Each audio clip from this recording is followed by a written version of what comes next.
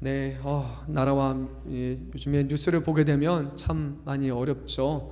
저희도 이제 청년 한 분이 이제 간호 쪽에 있잖아요. 그래서 더 이제 생각하게 되는 것 같아요. 의사에 대한 문제도 있고 또 의료 계통에 일하시는 분들, 뭐 정부와 풀어가야 될 좀 다양한 숙제가 있는데 우리 믿는 사람들의 마음은요, 네, 하나님 앞에 맡기고 하나님 보시기에 가장 좋은 길로 이끌어 달라라는 그런 마음을 좀 우리가 갖고 기도하는 게 좋을 것 같습니다. 각자의 형편에 따라서 생각하다 보면 참 뭐가 맞는 것인지 뭐가 진리인지를 참 모르겠습니다. 여기 들어보면 이게 맞고요, 솔직히 여기 들어보면 여기가 다 맞는 것 같아요. 그렇죠? 다 어렵고 힘들지만 하나님께서 가장 선한 길로 인도하여 주실 것이라는 그런 마음을 가지고 또 지금도 일선에서 그 일을 감당하고 있는 이들, 그분들이 또 이 일로 인해서 또 이제 어려움을 당하지 않도록, 그리고 문제가 조속히 잘 해결될 수 있도록 기도해 주시기를 부탁드립니다. 그리고 이제 계속해서 우리가 총선이 얼마 남지 않았어요. 그러다 보니까 여론, 언론 보게 되니까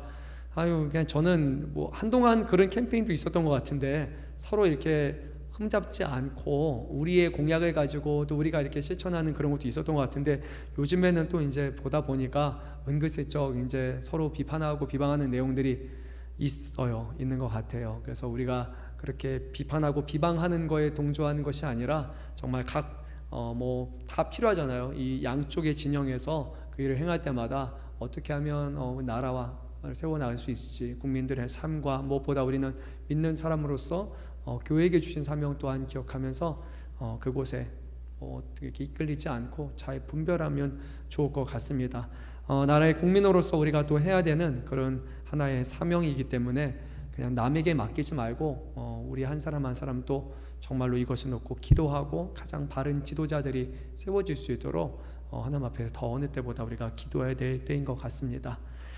우리가 함께 계속해서 나누고 있는 이 말씀, 사도 바울은 이 고린도후서 이제 6장 말씀에서 우리에게 주셨던 그 직분이라는 것에 대해서 계속해서 강조하면서 말했습니다. 그래서 먼저는 사도 바울과 그와 함께하는 동역자에게 주셨던 이 사도라는 직분, 그리고 복음을 전파하는 그 직분에 대해서 언급하면서 이것이 하나님이 주시는 은혜임을 그가 고백했고, 뿐만 아니라 자신이 이 일을 함에 있어서 비방받지 않기 위해서 얼마나 수고스러움을 자처하고 있는지에 대해서 그가 전했습니다. 하나님의 직분을 통해서 우리가 세상이 어떻게 인정받는 것 자체가 목표가 아니고 목적이 아닌 것처럼 세상들 기준에 볼 때는 무명한 사람처럼 느껴지지만, 그것이 하나님은 기억하시고 하나님이 아신다라는 그 이유 하나만으로 우리가 이 일을 감당해야 될 것입니다.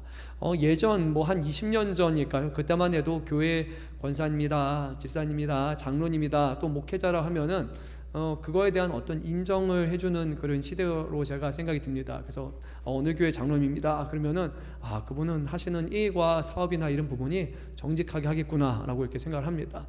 근데 요즘에는 안타깝게 목회자들을 비롯해서 그렇게 직분을 중직을 감당하고 계시는 분들도 심지어 사기를 치기도 하고, 목회자들도 보니까 사기꾼이 있어요. 그러다 보니까 이제는 교회에 대한 직분을 더 이상 우리가 떳떳하게 드러내기에도 좀 힘든 그런 시대이겠죠. 정말로 우리가 이 직분이 우리에게 때로는 십자가처럼 느껴지는 그런 시대를 우리가 살아갑니다. 저도 제가 좀 믿음이 약해서 그런지 모르겠는데 어디 가서 어느 김천양 담임 목사님입니다, 제가 이 말을 생각보다 잘 못해요. 그래서 우리 만나면은 이렇게 얘기 나누다 보면 교회에서 합니다 라고 이렇게 하는데 이게 여러 가지 생각이 들어요. 담임 목사라고 말하는 게 세간의 눈초리보다 이런 생각이 저는 들어요. 내가 목사답게 처신하고 목사답게 살고 있는가, 이거를 생각하다 보면 참 어디 가서 이렇게 말하기가 참 쉽지 않다 그렇게 합니다. 청년분들한테는 그래서 예전부터 어디 같이 가면 삼촌이라 그래 이런 얘기도 제가 했었던 이유가, 모르겠어요. 우리 믿는 사람들은 아는데 근데 누군가는 제가 흠이 많은 사람이니까 저의 모습을 보면서 또 이제 그럴까봐 제가 그래요. 우리 권사님 한 분도 그쵸? 네, 아실 거예요. 슈퍼마켓에서 만났는데 목사님 하셔가지고 제가 웃으면서도 한편으로는 이렇게 식은땀 찔끔 흘리면서 그래요, 편의점 나 자주 봤던 분인데 내가 이분에게 오갈 때마다 정말 목사다운 모습을 보였는가 이렇게 고민하게 되더라고요.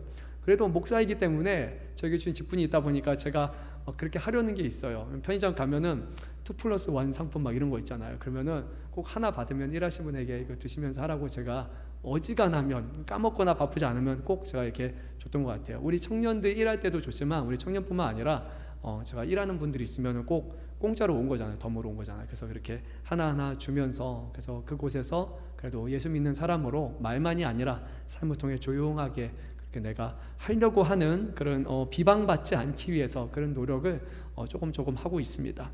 여러분들은 어떻습니까? 여러분에게 주시는 이 직분이라는 것을 귀하게 여기시고 여러분의 직장에서 또 사업장에서 또 사람들과 만나는 그런 관계 속에서 내가 비방받지 않기 위해서 더 열심을 다하고 있습니까?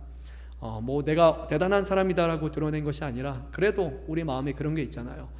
예수 믿는 사람들이 그래도 예수 믿는다는 이유 하나만으로 또 어떤 직분자라는 이유 하나만으로 다시 이 교회의 중직들을 인정할 수 있다면 그럼 얼마나 좋을까라는 그런 기대가 우리에게도 있고 그리고 세상 사람들도 아마 있을 겁니다. 그래서 그때까지 다시 교회에 대한 어떤 기대감이 충족되고 채워지고 정말로 교회는 교회답다라는 그런 말들을 세상이 할 때까지 우리가 사람들 앞에서 인정받지 못한다 할지라도 그렇게 말씀으로 살아나기 위해서 힘쓰는 것, 그것이 우리에게 주시는 사명이라고 생각이 듭니다.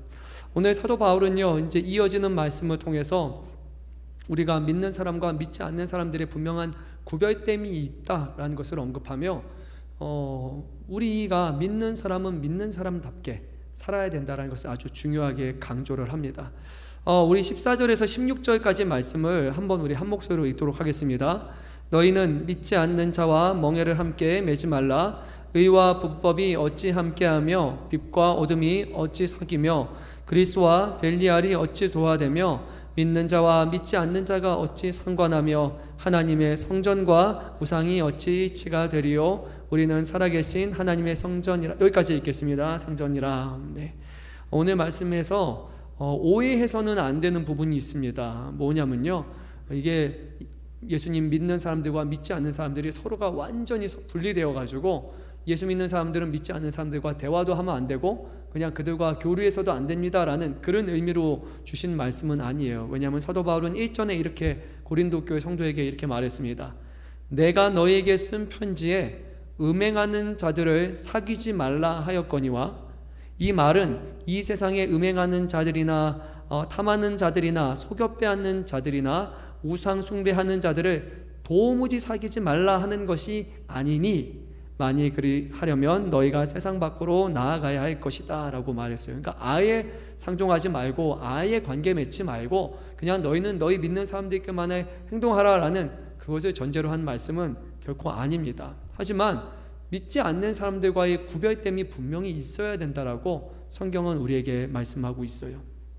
오늘 말씀을 보면 강조되는 표현 중에 하나가 제일 먼저 멍에를 함께 매지 말라라고 말씀을 합니다. 이 고대 사회에 멍에, 아마 또 여러분 뭐 이제 시골에서 이렇게 하신 분들은 알겠지만 이제 짐승에게 매는 거를 이제 멍에라고 하잖아요. 근데 하나가 아니라 보통은 이제 2개의 짐승 연결해 가지고 주게 되는데, 성경 말씀을 보게 되면 이런 부분이 있습니다. 소와 나귀 아니면 다른 동물에게 멍에를 같이 매지 말라라는 이런 언급이 있는 것처럼 우리 믿는 사람은 믿지 않는 사람들과 동일하게 멍에를 맬 수 없다, 같은 멍에를 맬 수 없다라고 말합니다. 그 이유는 무엇이냐면요, 이 멍에는 동일한 게 들을 때 균형을 잡혀서 갈 수가 있는데 믿는 사람들과 믿지 않는 사람들은 서로가 다른 존재이기 때문이에요. 그래서 같이 멍에를 맨다면 불균형인 상태를 유지하며 갈 수밖에 없는 거예요. 존재적으로 또 우리의 앞으로 해야 되는 모든 일에 있어서 믿는 사람은 믿지 않는 사람들과 전혀 다른 기준을 가지고 전혀 다른 삶을 살아야 되기 때문이에요. 물론 지금도 세상 가운데 선하게 사는 사람들도 있습니다. 예수 믿는다고 다 의롭고 불법을 행하지 않는 것은 아닐 거예요. 그리고 예수 안 믿는다고 해서 다 나쁜 사람이냐? 아니에요. 안 믿는 사람 중에 좋은 사람도 참 많을 겁니다. 하지만 기준의 차이가 하나 있어요. 이 의로움과 불법이라는 주제가 세상에 말하는 어떤 법적인 질서와 기준에 따른 의와 불법이 아니라 하나님의 기준에 따라서 우리가 의로운 것인지 하나님의 기준에 따라서 불법하는 것인지 우리가 세우는 기준점 자체가 전혀 다른 거예요. 그러니까 법적으로는 괜찮게 되지만 하나님의 기준으로는 옳지 많은 일들이 일어날 때 우리가 어찌 같은 걸어갈 수가 있겠습니까? 이 땅에 오신 예수님은 우리 믿는 사람들에게 훨씬 더 많은 기대를 가지고 훨씬 더 높은 기준의 법을 우리에게 주셨어요. 바깥으로 하는 것만이 죄가 아니라 뭐가 죄라고 했습니까? 이미 우리의 마음으로 간음하고 마음으로 이미 한 것, 이미 우리는 행한 죄라 같다고 분명히 말씀을 하셨어요. 그렇기 때문에 우리는 외적으로 드러나는 그런 것만이 아니라 전혀 기준을 가지고 살아갈 수밖에 없는 거예요. 오늘 성경은 이어지는 말씀에서 이렇게 전합니다. 빛과 어둠이 어찌 사귀며, 단순히 지금 눈앞에 보이는 빛과 이 정도가 아니라 우리가 앞으로 향해 가는 그 마지막 끝의 여정에 갔을 때 한쪽은 빛 대신 주님, 하나님은 하나님을 알지 못하는 어둠을 향해 간다면, 전혀 다른 목적지를 향해 가고 있다면 어찌 같은 멍에를 지고 우리가 갈 수 있느냐예요. 길이 다르잖아요. 그리스도와 벨리알이라고 말하는 사탄의 길이 어찌 같을 수 있겠습니까? 믿는 사람과 믿지 않는 사람이 어찌 서로 함께 나눈 일을 할 수 있겠습니까? 하나님의 성전과 거짓된 우상이 어찌 일치가 될 수 있겠습니까? 이것은 다 불가능한 일입니다. 여기서 하는 말씀 몇 가지를 보면 이렇게 특징적이에요. 처음에는 매다, 함께하다, 사귀다, 좋아하다, 상관하다는 서로 같이 공유하고 나눈다. 그리고 그 다음에는 일치한다라는 거예요. 그러니까 조금 보게 되면 점진적이라고 우리가 볼 수 있어요. 처음에는 그냥 같이 매는 것에서 시작을 하지만 이제는 함께 하게 되고 사귀게 되고 서로 조화를 이루게 되고 마지막에는 하나가 되는 것까지 점점 이렇게 되는 것을 우리에게 보여주는 거예요. 그러니까 믿는 사람과 믿지 않는 사람들이 동화되는 과정을 지금 보여주고 있는데, 가능한 겁니까? 불가능한 겁니까? 원칙적으로는 불가능한 거예요. 그런데 실제로 이런 일이 세상 가운데 가능한 것처럼 보여요. 우리 믿는 사람들에게 믿지 않는 사람들이 동화되어 가는 게 아니라 믿는 사람들이 세상의 문화와 세상의 일에 동화되어서 그들처럼 살아가고 있는 거예요. 특별히 고린도 교회 상황을 보게 되면요, 그들 안에는 지금 이 하나님을 섬기는 그 신앙이 아니라 다른 신앙으로서 이교도의 그런 문화에 그들이 물들어가고 점차 물들어감에 따라서 그들이 이 신앙에서 이탈해서 이제는 다른 신을 섬기는 데까지 갈 수 있는 거예요. 처음부터 하나님이냐 아니면 우상신이냐가 아니라 처음에는 비슷하게 여기서부터 시작을 하지만 문화 속에서 같이 걸어가는 삶 속에서 어느 순간 같이 걷다 보니까 하나님의 기준의 세상이 아닌 그곳에 따르다 보면 하나님으로부터 완전히 멀어질 수밖에 없다는 거예요. 오늘날 상황도 그렇잖아요. 세대가 악하지 않습니까? 우리가 오늘날 보는 언론, 미디어, 나누는 주제 다 내용 보게 되면요, 하나님과 상관없어요. 네.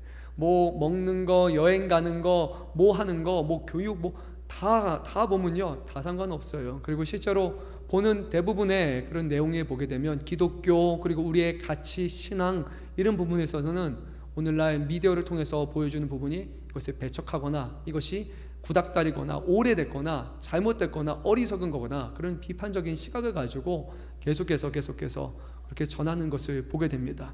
우리가 의도한 것도 아닌데, 우리가 원했던 것도 아닌데 점차 그냥 우리가 거기에 물들어가는 일이 발생하는 거예요. 뭐 밖에 가서 친구들에게 하나님 얘기하는 순간 이상하게 되죠. 그렇죠? 여러분도 안 할 거예요. 갑자기 어디 가서 우리 교회에서 막 이러는데, 우리 목사님이 이러는데 이런 말 여러분 안 할 거예요. 그렇죠? 어떤 교수가 그러는데, 어떤 누군가 그러는데 이렇게 할 겁니다. 모르겠습니다. 그렇게 하시는 분은 정말 대단하신 분이고 잘하고 계시다고 저는 믿어요. 하지만 대부분의 경우 우리가 말씀을 가지고 얘기하거나 그러면 좀 이상한 사람, 바보처럼 느껴집니다. 신앙에 대해서 얘기하면 종교쟁이 이렇게 여기기도 하고, 더 이상 이 사람과는 대화를 제대로 나눌 수 없다라는 그런 안 좋은 인식을 갖고 있는 사람들도 오늘날에 물론 있습니다. 어떠한 상황 속에서 신앙을 지키는 것, 중심을 지키는 것이 먼저가 되어야 되는 것이에요. 우리가 처한 상황이 어디든지, 배척하는 곳이든지, 믿는 사람들에게 아주 힘든 상황이라 할지라도 우리가 그들의 삶에 동화되어 가는 것이 아니라 우리의 중심을 지키고 우리와 그들과 다르다라는 구별 속에서 하나님의 자녀라는 확신 속에서 우리는 살아가기에 힘써야 합니다. 오늘 16절 말씀 끝에 사도 바울은 이렇게 말합니다. 우리는 살아계신 하나님의 성전이라. 아멘. 우리가 누구라고요? 살아계신 하나님의 성전, 거룩한 하나님의 성전이라고 분명히 우리는 성경은 말씀하고 있어요.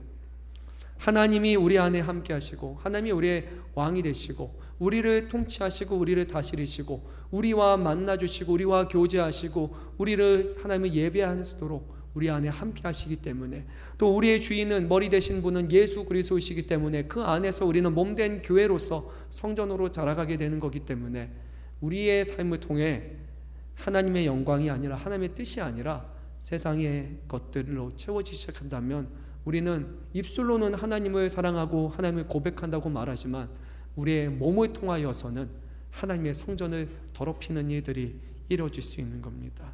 사랑하는 성도 여러분, 우리는 살아계신 하나님의 성전이라는 것을 기억해야 됩니다. 우리는 예수 그리스도를 주라 고백하는 그런 사람들이고, 성령의 내주하심, 우리 안에 살아 역사하신다는 것을 확신하며 살아가야 됩니다.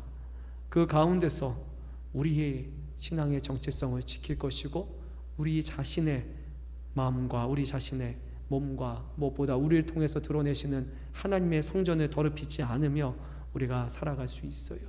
기준점을 정해야 돼요. 이렇게 하면 이렇게 하는 대로, 저렇게 하면 저렇게 하는 대로 괜찮다, 포용하고 받아주는 것이 아니라, 성경은 우리에게 분명히 말씀합니다. 옳은 것이 있고 틀린 것이 있다. 오늘 우리가 말하는 세대와는 좀 다릅니다. 틀린 것이 없다고 말하는 시대예요. 다를 뿐이지 틀리지 않다라고 사람들은 말해요. 하지만 성경은 하나님이 기뻐하시는 것과 기뻐하지 않는 것, 정한 것과 부정한 것, 옳은 것과 잘못된 것을 말하는, 그것을 우리는 듣고 전하기 때문에 세상과는 일치할 수 없습니다. 잘못했어, 막 이렇게 말하는 게 이제는 안 되잖아요. 그게 아니고 저렇게 했고. 하지만 우리는 옳은 것과 잘못된 것을 구별하고 그렇게 우리가 살아가야 되는 거예요. 그 옳은 것과 그런 것에 대한 우리 안에 그 확신이 없기 때문에 우리 자신도 무엇을 지켜야 되는지, 어떻게 살아야 되는지, 어떠한 삶을 살아야 되는지, 어떤 선택을 해야 되는지 우리 스스로에게도 너무나 유하게 되는 거잖아요. 너무 용서하고 너무 받아들여주고 아무 문제 안 되는 것처럼 얘기하잖아요. 예수님이 우리를 위해서 죽으셨고 우리의 모든 죄를 다 사해해 주셨기 때문에 죄를 저질러도 아무런 문제 없는 것처럼 우리 자신이 죄에 대해서 내어주는 삶, 주님은 그것을 위해서 우리에게 죽으신 것이 아니에요. 우리 안에 우리를 사시고 값을 치르시고 우리의 주인 되어 주셔서 우리를 다스리시며, 이제는 죄의 노예가 아니라, 죄를 쫓아가는 사람이 아니라 거룩한 하나님의 백성으로 살라라고 우리를 위해서 하나님의 생명의 값을 내어주셨잖아요. 만약에 우리가 입술로는 주라 고백하지만 또 다시 죄를 범하며 죄를 쫓아 살아간다면 우리는 예수 그리스도를 십자가에 2번 박는, 또 날마다 내 십자가 아니라 주님만을 십자가에 못 박는 사람이 될 수 있는 겁니다. 우리 안에 금해야 될 것이 있습니다. 끊어야 될 것이 있습니다. 더럽히지 않아야 됩니다. 하나님과 우리의 관계를 분명히 우리는 기억해야 됩니다. 사도 바울은 이어지는 말씀을 통해서 성도와 하나님의 아주 밀접하고 친밀한 관계를 2가지로 추가적으로 이제 전합니다. 첫째는 이것이에요. 우리는 하나님의 백성이라고 사도 바울은 말합니다. 왕과 백성이라는 그런 아주 밀접하고 그리고 존중하고 우리가 순종해야 될 그 관계가 맺어졌다고 말해요. 백성된 우리들은 왕 대신 하나님의 보호하심 가운데 살아갑니다. 왕은 우리를 책임지고 보호해야 될 의무가 있어요. 그리고 백성으로서 우리는 왕의 명령을 따라야 될 그런 의무가 있습니다. 그래서 17절 말씀을 보게 되면 하나님의 백성에게 구체적으로 요구하신 것이 있었습니다. 하나님이 기뻐하지 않는 것으로부터 우리를 지켜야 되는데 부정한 것을 만지지 말라, 부정한 것으로부터 우리를 지키라라고 말씀하고 있습니다. 성도 여러분, 부정한 것으로부터 지키려고 하고 있습니까? 우리의 생각, 우리의 삶, 악하고 더럽혀지는 것, 거짓된 것으로부터 우리 자신을 지키려는 마음을 갖고 있습니까? 아니면 특별한 생각 없이 아이 뭐 그냥 그런 거지 뭐 라는 그런 생각을 갖고 합니까? 아니면 정말 문제 앞에서 멈춰서서 하나님의 말씀대로 살아가기 위해서 우리가 수고하고 있습니까? 뭐 오늘 아침에도 했지만 막 누군가에게 막 안 좋은 소리 들었을 때 같이 한판 붙을 수 있는 상황이 될 수도 있고, 아니면 억울한 일을 당했을 때도 아니 내가 뭐 잘못했다 하면서 같이 소리치고 같이 할 수 있는 그런 상황이 되겠죠. 수만 가지 상황이 될 거예요.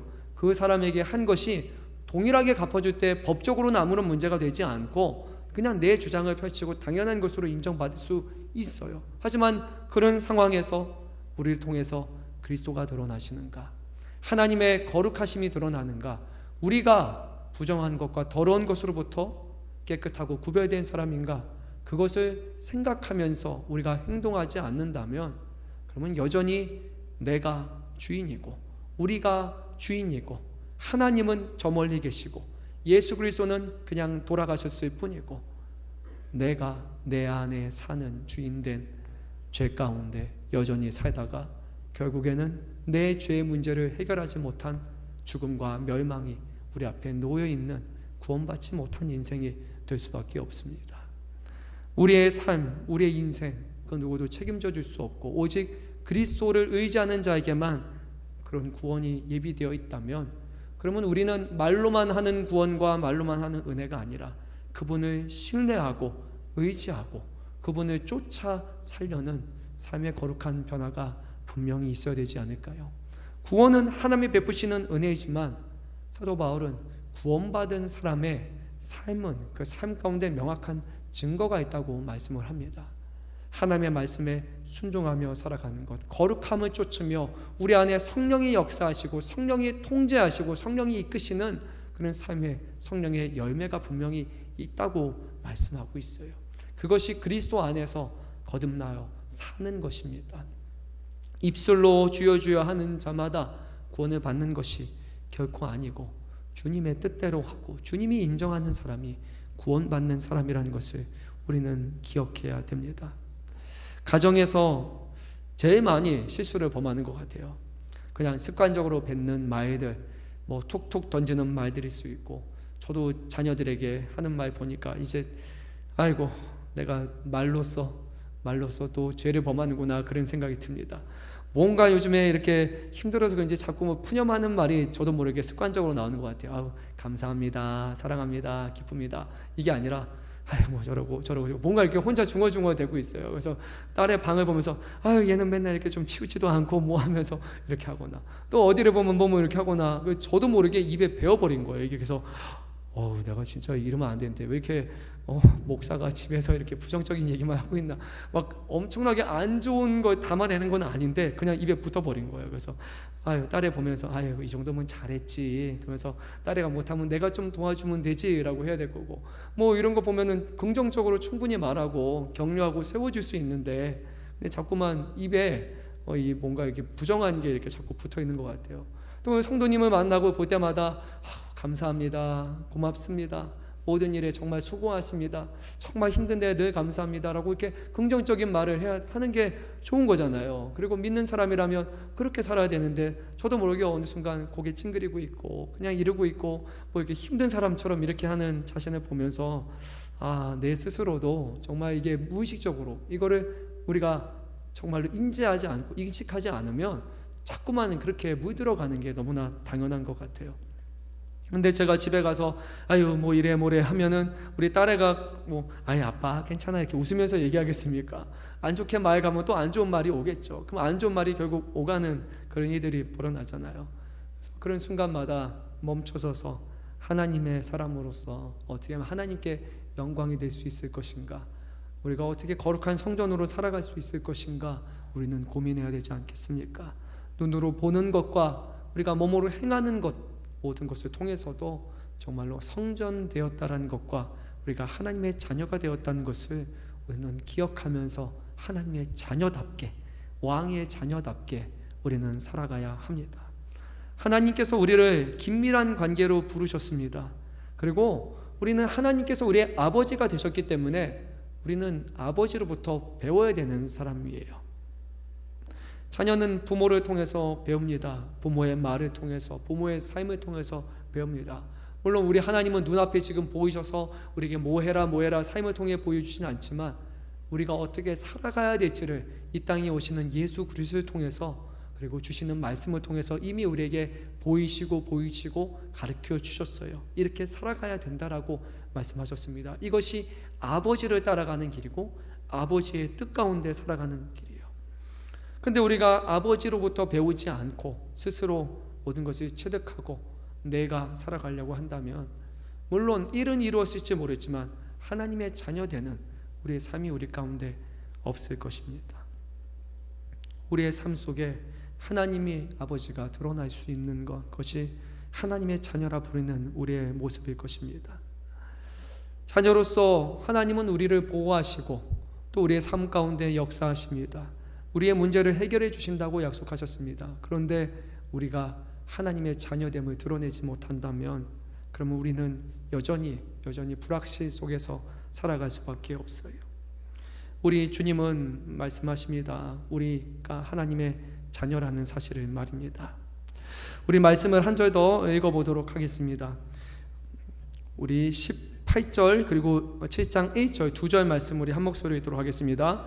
너희에게 아버지가 되고 너희는 내게 자녀가 되리라 전능하신 주의 말씀이니라 하셨느니라. 그런즉 사랑하는 자들아 이 약속을 가진 우리는 하나님을 두려워하는 가운데서 거룩함을 온전히 이루어 육과 영의 온갖 더러운 것에서 자신을 깨끗하게 하자. 아멘. 사랑하는 성도 여러분, 우리가 약속을 받은 사람입니다. 하나님의 자녀가 되는 것, 천국의 백성이 되는 것, 그리고 주님의 말씀으로 붙들고 살아가는 자에게 우리에게 영원한 삶이 예비되어 있다라는 이 약속을 우리는 가진 사람이에요. 따라서 우리는 이 가운데 그 약속의 확신을 가지고 우리의 매일매일 삶 가운데 하나님을 경외하고 두려워하는 마음을 가지고 그분을 인정하고 인식하고 존중하는 마음으로 우리 삶 가운데 부정함을 덜어내고 우리가 거룩함을 이루기 위해서 힘써야 할 것입니다. 물론 죄의 잔재는 여전히 우리에 남아 있어요. 우리는 태어날 때부터 죄 가운데 살아가는 것에 너무나 익숙한 사람인 거예요. 20년이 지나면 20년치만큼의 죄가 우리 안에 있어요. 30년 지나면 그만큼 우리는 더 많이 졌어요.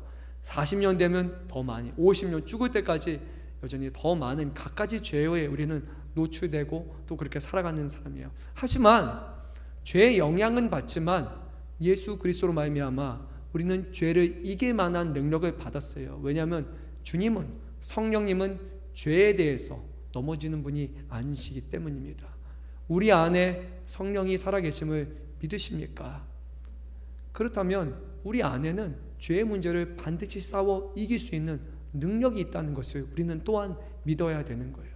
마음속으로 물론 죄를 범할 수 있죠. 생각으로 죄를 범할 수 있을 거예요. 습관적으로 죄의 모습이 나타날 수도 있을 거예요. 하지만 그 가운데 성령께 우리 자신을 맡길 때, 우리의 뜻과 우리의 행동을 하나님 앞에 맡길 때 우리는 죄의 문제를 이겨낼 수 있는 사람입니다.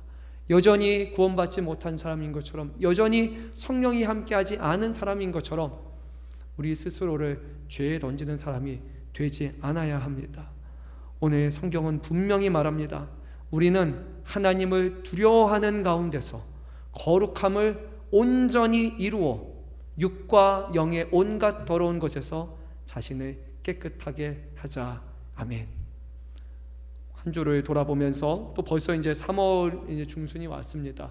올 한 해 동안 우리의 모습을 점검해 보면 좋을 것 같아요. 저처럼 습관적으로 이런 부정적인 말을 혹시 하지 않았는지, 푸념하지 않았는지, 불평하지 않았는지, 감사가 사라지고 기뻐함이 사라지고 하나님의 은혜가 사라지고 그냥 우리가 어느 순간 그렇게 동화된 모습을 살지 않았는지, 아니면 정말로 우리는 감사해서 하나님이 그래도 기뻐하게 하시고 항상 기뻐하고 쉬지 말고, 그리고 우리 범사에 감사하고 또 기도하고 서로를 세워주는 삶으로 정말 우리를 점점 빚어 가셨는지 우리의 모습을 돌아보면서 감사에 대해 상황에서는 감사하시고 우리가 회개에 대해 상황에서는 회개하심으로써 하나님의 성전, 하나님의 자녀, 하나님의 백성인 우리의 신분과 우리의 정체성을 다시 한번 잘 일어나가면 좋을 것 같습니다.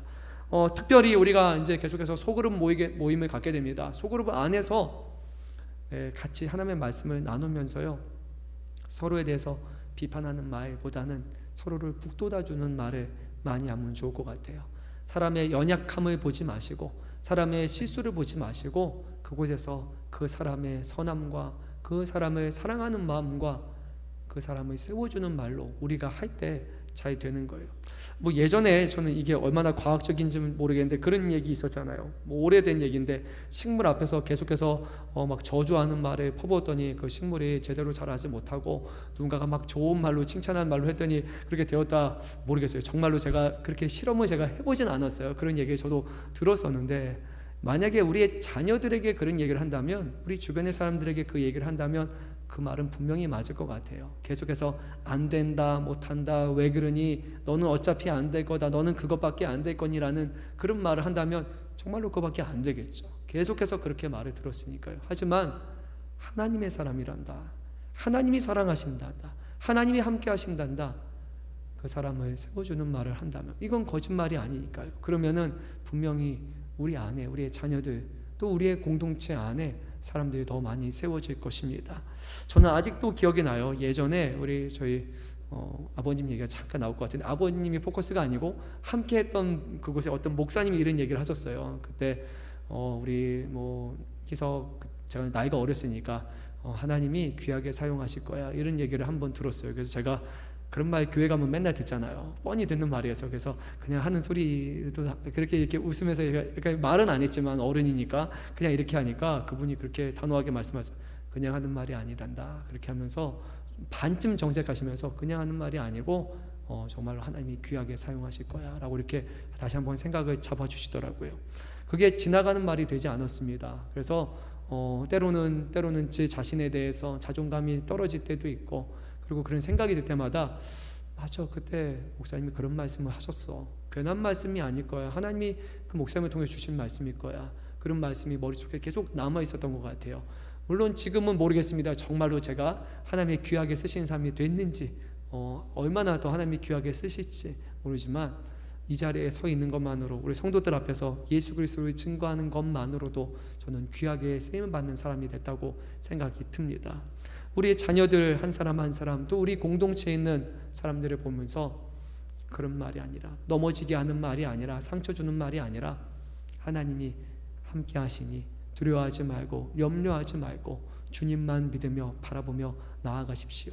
하나님이 함께 하시고 하나님과 함께하는 당신 곁에 내가 함께하고 있으니까 염려하지 말라고, 함께 기도하고 그 길을 같이 걸어가자고 우리가 그렇게 북돋아 주는 사람이 되어야 되지 않겠습니까?